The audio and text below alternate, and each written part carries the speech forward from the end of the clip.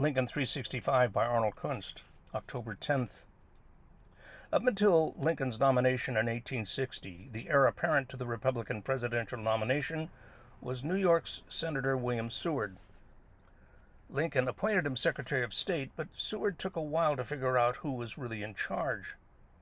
Initially, he took the attitude that he was a kind of prime minister, with Lincoln as a kind of figurehead president. In those first few weeks, he even conducted secret negotiations with Confederate emissaries without his boss even knowing.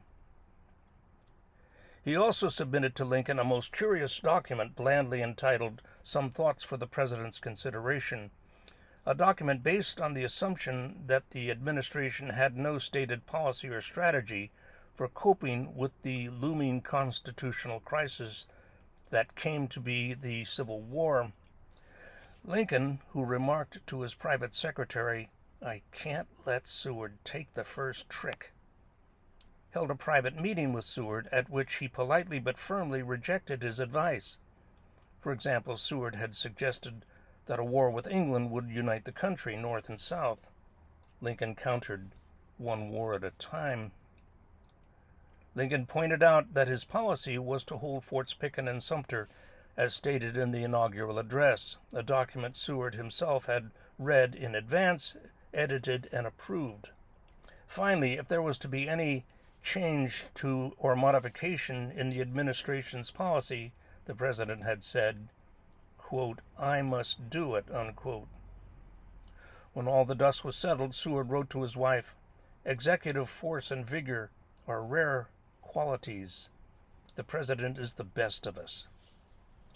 Curiously, Lincoln's putting Seward in his place was the basis for his initial sense of respect, which in turn was the basis for a friendship unparalleled, perhaps, in all of American presidential history, a friendship that was to last until the day Lincoln died. Imagine a boy coming to his new teacher and bragging, "I got kicked out of my last school because I brought a 4-inch switchblade knife to school."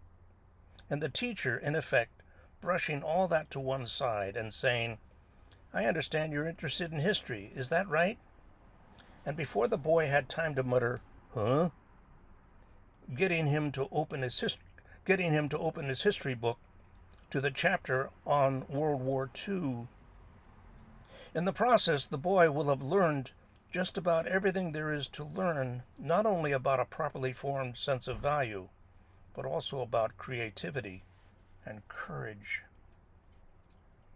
Arnold Kunst.